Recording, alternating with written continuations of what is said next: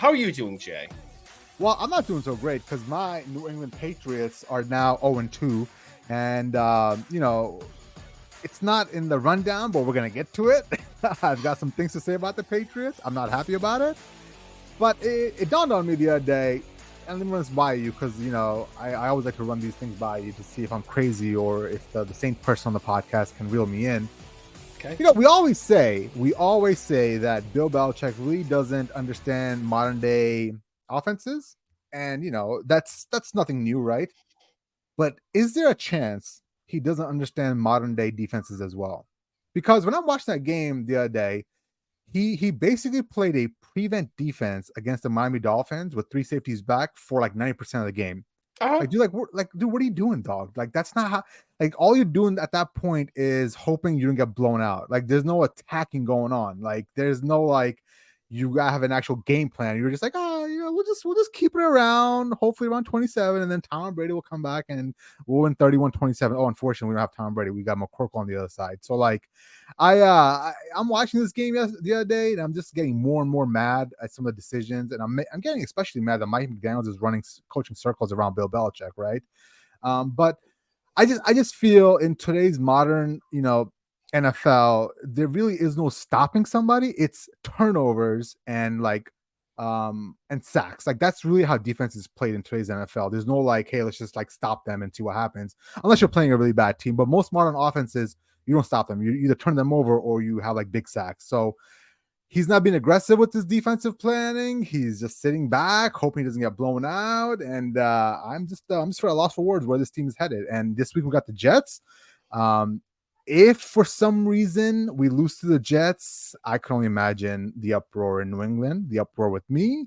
I might not be able to go function as a normal human being for the next 2-3 days after that. Yeah, I mean, if that's going to happen, that's going to happen on the back of Breece Hall, Dalvin Cook, and that defense, because Zach Wilson clearly throwing the ball is still an adventure. Oh, God, I love this media package. It's great. But yeah, I was kind of surprised about the Pats on Sunday night. I was expecting, Tua to have a little bit more of a rougher time in the back in the pocket, especially without Teron Armstead back good point. there.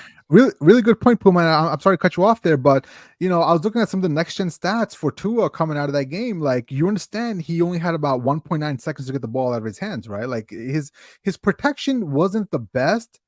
But the fact that he was able to get the ball out so quickly means he knew exactly what he's looking at. He was looking at that defense and he was like, oh yeah, I know what's happening here. I can get the ball out within a 1.9 second, 2 seconds, or whatever it is. Like, the fact that he only got sacked once and the fact that he consistently moved the ball down the field means that he wasn't Bill Belichick wasn't disguising, and Tua was completely reading the defense to a T, reading it like a book, bro. Yeah. No, again, I was really surprised about the offensive line, and that's been to me the weakest link on this team next to the secondary up until this season. So it's refreshing to see all this play out and come together. But I mean, Jay, it could be worse.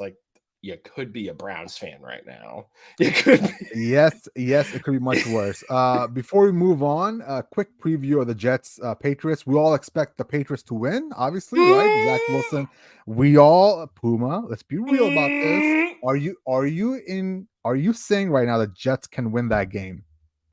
I think so. And I think so. I'm saying Puma.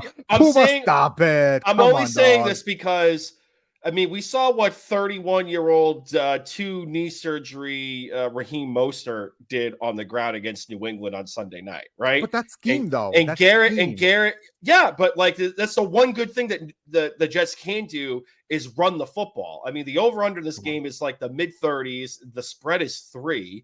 You have Garrett Wilson already coming out saying this is essentially our Super Bowl to snap this streak. They're all howling mad after getting embarrassed on the 4:00 time frame against the Dallas Cowboys, which, granted, it's the Dallas Cowboy defense against Zach Wilson, who's still throwing the football as an adventure. Yet Jet fans are still going to hold on to the fact that he's salvageable because Captain Ayahuasca himself has been calling him every day. But the fact of the matter is this team can, like, they have game changers in that backfield, and Dalvin Cook, which, by the way, the Vikings are really friggin' missing him right now, and Breece Hall, even still coming off of that knee surgery. I expect them to pound the rock a ton and really just unleash that defense on Mac Jones, which, granted, the offensive line I thought held up great against the Eagles week 1, but like week 2 against the Dolphins, like the Dolphins kind of had their way with that offensive line. So, and that's the defensive line for the Dolphins had their way. So I think it's going to be a close game. I would not be shocked if the Jets, eked out a win. So, like, to be Mr. Contrarian, I'll take the Jets to win and snap that streak. Do you understand what you're saying here, Puma? Like they've lost to us. Was it 14 or 15 straight times? Whatever the number. They haven't beat us since like 2005. Like there's something about the New York Jets. When they play the New England Patriots, they cannot beat us. Like I'm not saying we're good. The Patriots are not a good football team, Puma. I understand that. But I will die on this hill, Puma, that we will not lose to the freaking New York Jets. We will not do it. All right. And if